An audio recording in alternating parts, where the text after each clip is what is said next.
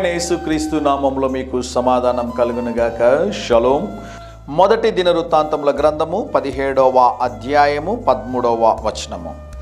అతనికి నేను నా కృప చూపక మానును. దేవుని నామానికి స్తోత్రం కలుగునుగాక. 13, 14 పైన క్రింద ఉంటాయండి ఈ వచనాలు. జాగ్రత్తగా మీరు గమనించాలి. దేవుడు వాగ్దానం చేస్తున్నాడు, నా కృపను అతనికి చూపించక మానను. దేవుని నామానికి స్తోత్రం కలుగునుగాక. పౌలు జీవితంలో మనం గమనించినప్పుడు పౌలులో ఒక అనారోగ్యం ఉండేదంట.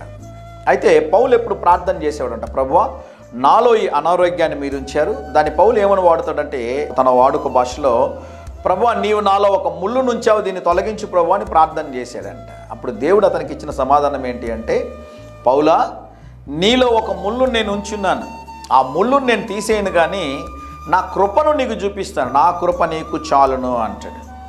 ఈ ఉదయకాల సమయంలో ఒకవేళ మీరు కూడా మీ జీవితంలో ఏదైనా ఒక అనారోగ్యం కలిగి ఉన్నారా, ఏదో ఒక సమస్యతో మీరు కలిగి ఉన్నారా, అయితే భయపడొద్దండి. దేవుడు మీకు తన కృపను అనుగ్రహించి మీరు ఎదుర్కొనేటటువంటి సమస్యల నుంచి మీకు సంపూర్తిగా దేవుడు విడుదలను అనుగ్రహించునుగాక. దేవుడు నాకు ఇచ్చిన రక్షణ వాగ్దానం ఏంటి అంటే, విడువక నీ ఎడల కృప చూపుచున్నానన్న వాగ్దానం దేవుడు ఇచ్చాడు. శాశ్వతమైన ప్రేమతో నిన్ను ప్రేమించుచున్నాను గనుక విడువక నీ ఎడల కృప చూపుచున్నాను. ఈరోజు నిలబడి ఉన్నాము అంటే, దేవుని సేవ చేస్తున్నాము అంటే, దేవునికి నమ్మకంగా ఉన్నాము అంటే కేవలం దేవుని కృపను దేవుని సేవకుడిగా తెలియజేస్తూ ఉన్నాను. ఇన్ని దేశాలు తిరగడానికి, ఇన్ని ప్రాంతాలు వెళ్ళడానికి, అనేక మందికి ఆశీర్వాదకరంగా నేను ఉన్నాను అంటే అది నా గొప్పదనమో, నాకున్న చదువో, నాకున్న జ్ఞానమో ఏది కాదండి, కేవలం దేవుని యొక్క కృప. ఆ కృప మీ ఎడల దేవుడు ఎప్పుడు సదాకాలం విస్తరింపజేయునుగాక. ధైర్యంగా ఈ దినాన్ని ఎదుర్కోండి.